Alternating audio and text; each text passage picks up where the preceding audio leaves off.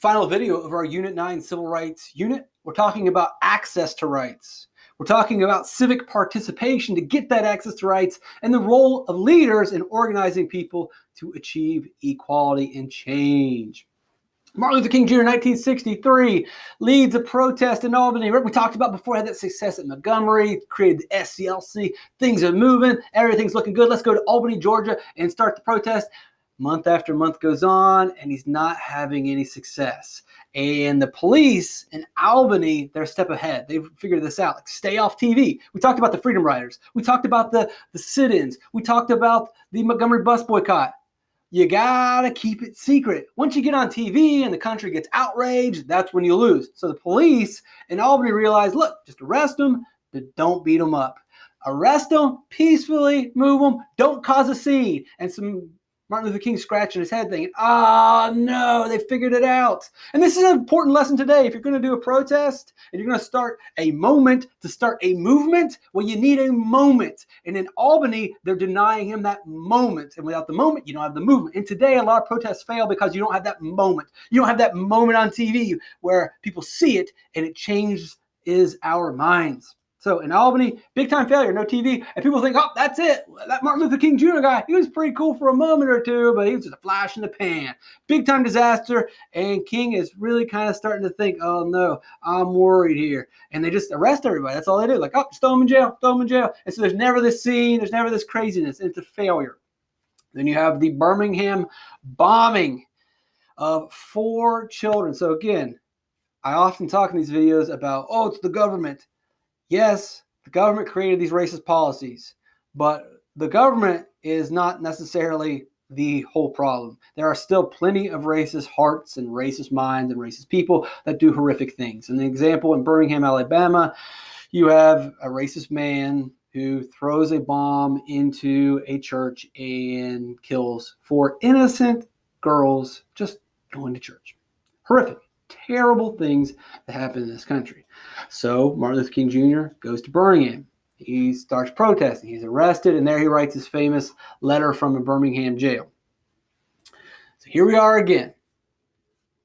People are protesting in Birmingham. They're getting arrested. Just put them in jail. Put them in jail.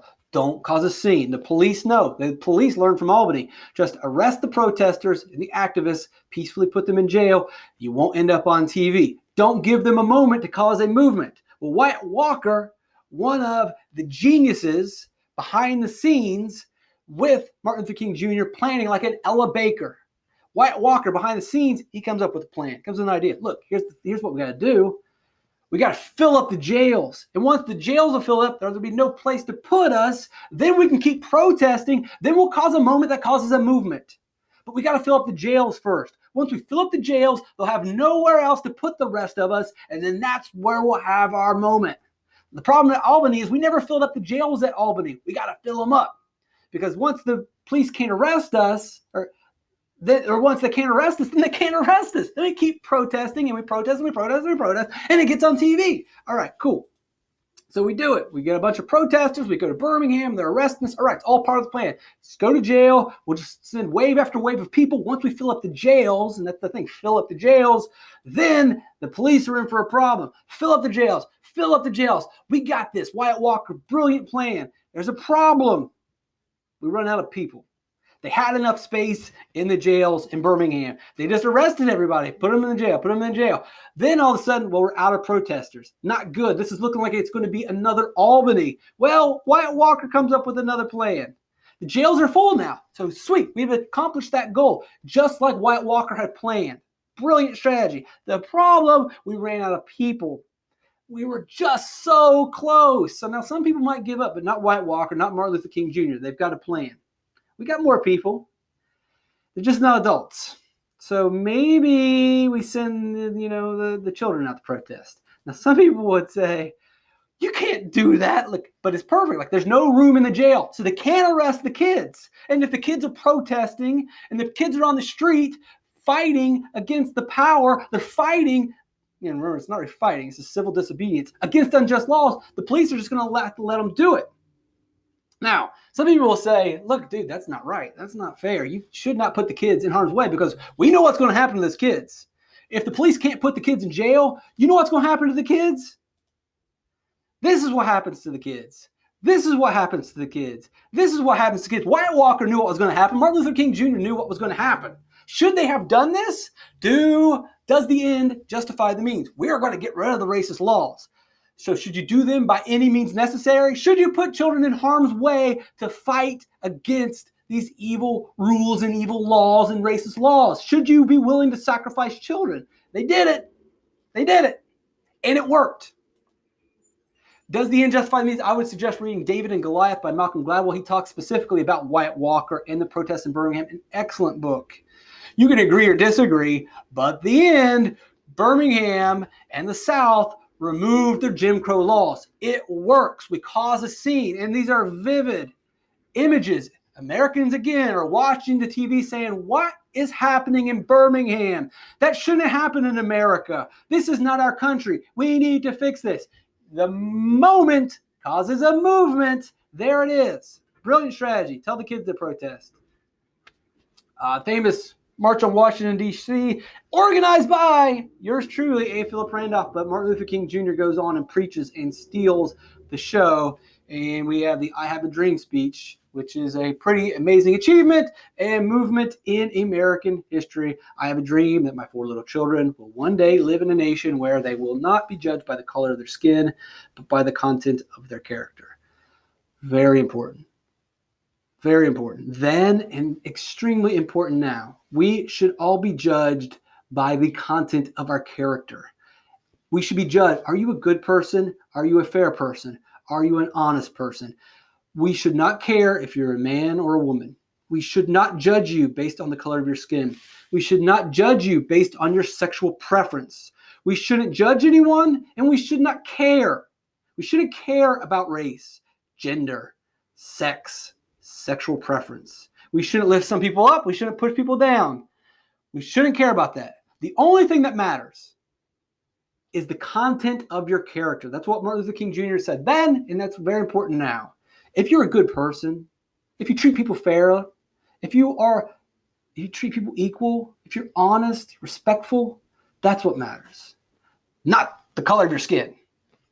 Not what you like to do on Friday nights.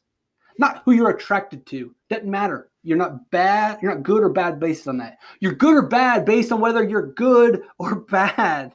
You're a good person or a bad person based on whether you're a good person or a bad person, not based on some sort of genetic material. So we'll get the Civil Rights Act of 1964, which outlaws discrimination based on race, color, religion, sex, or national origin. This happens because of Martin Luther King Jr., Wyatt Walker, Ella Baker, and the hundreds of thousands of Americans who actively protested every day, who put their lives in harm's way to get this change, to get the government to change the law. Remember from the last video, we're not trying to turn people from racist to not racist. You're trying to change the law. Discrimination is to deny a right or a social participation. Lyndon Johnson is the president during this time, creates Head Start, Medicare, Medicaid, a lot of different social programs. We can argue whether those are successful or not, but regardless of their success, regardless of the outcome, we can all agree that the intentions were good. Now remember, as always, the road to hell is paved with good intentions, or no good deed goes unpunished. But that still doesn't mean we shouldn't try to do things that are right. We shouldn't try, and I don't want to say try for the best. Remember, best is the enemy of good, but we should try to do good things. And helping children is a good thing. Helping the elderly is a good thing. Helping low-income families, those are good things.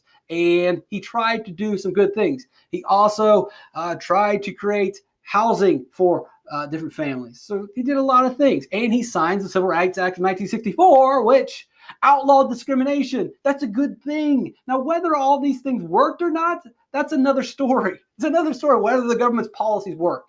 Often they don't. But at the very least, Lyndon Johnson, who, believe me, has a checkered history, is probably more bad than good. But at least it looks like he was trying to do things. May not have worked, but he tried to end discrimination. Poll taxes are illegal. The 24th Amendment will be added to the Constitution that says you can't make people pay taxes to vote. Everyone gets to vote. You can vote tomorrow. In the past, you go to vote, all right, I want to vote for Lyndon Johnson. Oh, sorry, you like that guy? Yeah, well, you owe some taxes, so you can't vote. That's illegal according to the 24th Amendment. Again, civil rights, trying to create an equal society that was promised to us from the very beginning. We're slowly but surely getting closer to an equal society. Literacy tests. Remember those literacy tests we're talking about because of the Constitution gives states the right to make laws? Well, the next challenge for Martin Luther King Jr. after the success of Birmingham, after the success of the 1964 Civil Rights Act, he will say, we've got to do something about these literacy tests. Black Americans are being denied the right to vote. If we can't vote, we can't elect people that will represent us. And if they're not representing us, they're not going to help us out. We have to be able to have some say. We need to have equal power as everyone else. But Black Americans, especially throughout the South, are being given these crazy, tricky literacy tests. And only really to Black Americans to deny them access to vote. So he needs to, again, we're not turning people from racist to not racist. We're going and changing the laws. Martin Luther King Jr. says we've got to get protest, we've got to call attention to a problem, and then we have to force the government to stop their racist ways. We have to get the government to outlaw their racist laws. So what he'll organize, and you've seen the movie Selma, a march from Selma, Alabama to Montgomery, Alabama to call attention to literacy tests. We need African Americans to have access to suffrage. African Americans need the right to vote, poll taxes, get rid of them. We need to get rid of the literacy test now.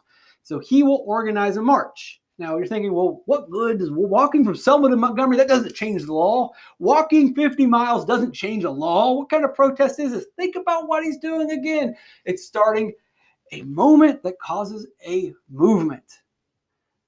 We need a big scene.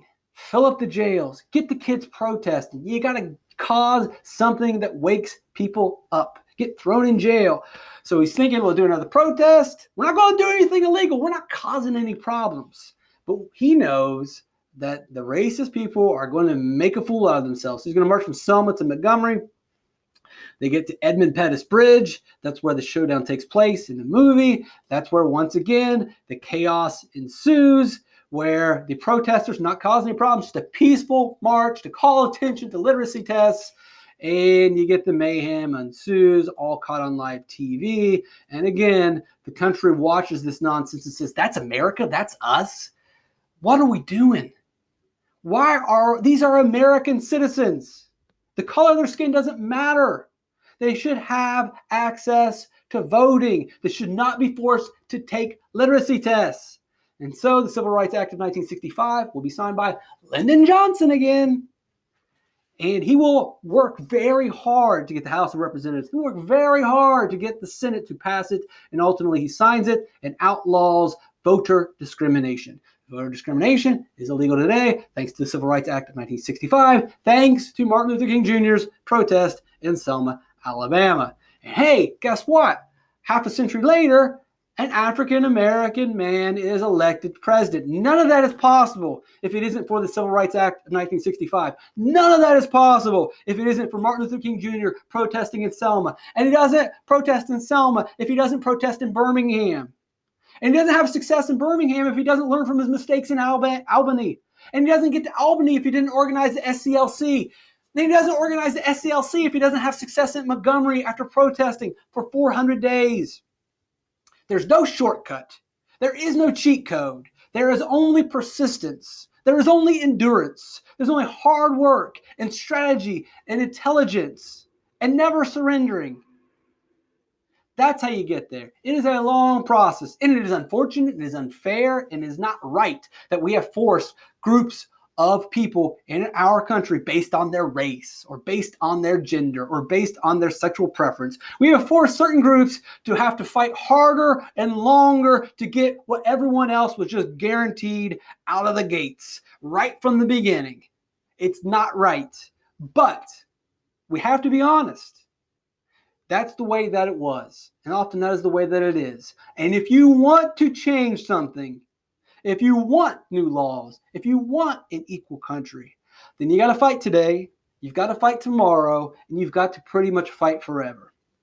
And again, it's not fighting physically, it's civil disobedience.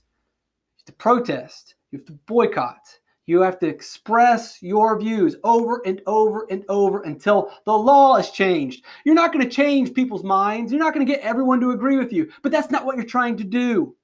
Your job's not to change the mind of every American. Your job's not to argue and fight with your enemies. Your job is to persuade the government that creates the bad laws to create good laws.